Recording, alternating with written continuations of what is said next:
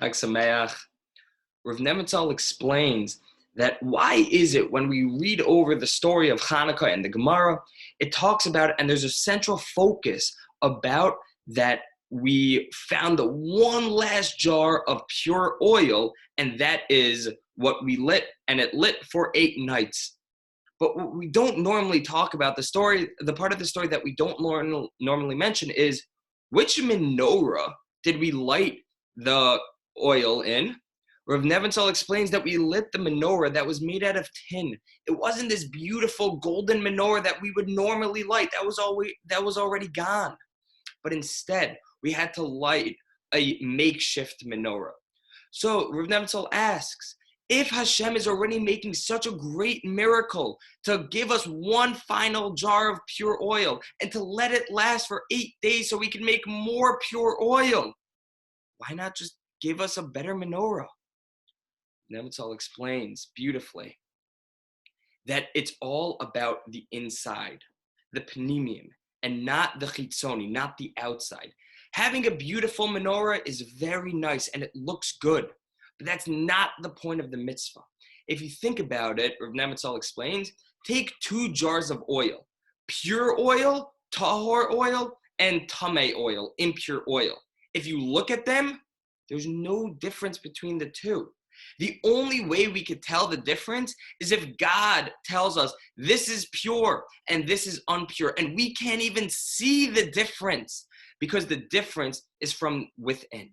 We care more, and Hashem cares more about the inside, our intentions, and how we are doing something than the actual acts of what we are doing.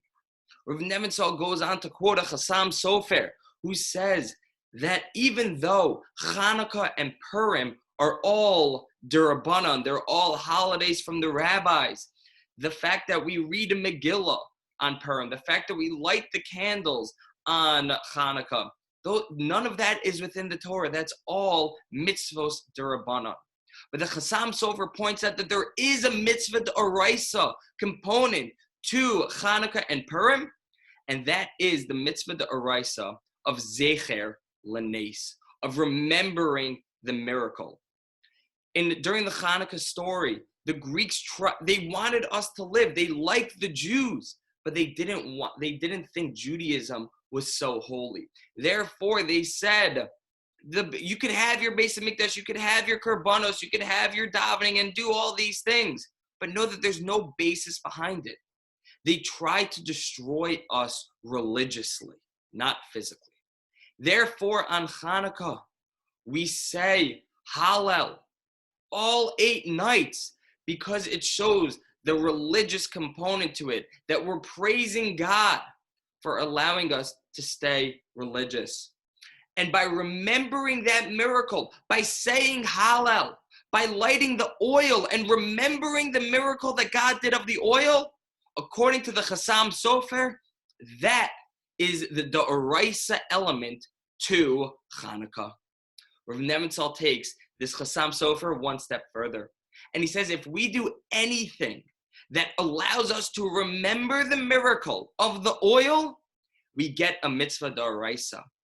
And what is one of the most famous things outside of lighting the menorah that we do with oil on Hanukkah that would turn it into a d'oraisa? Rav Nebenzahl says, eating latkes and donuts. By eating latkes and oily donuts.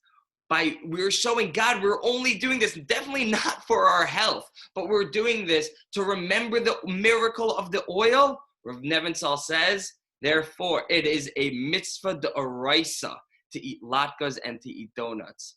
So, when we get on the scales after Hanukkah and we realize that we definitely need to go on the Peloton and do a little bit more workouts afterwards, those pounds that we gained from the latkes and from the donuts, at least we know they were all eating it for a mitzvah d'oraisa, as long as we remember the miracle associated with eating those oily foods. Everyone, Chag Sameach.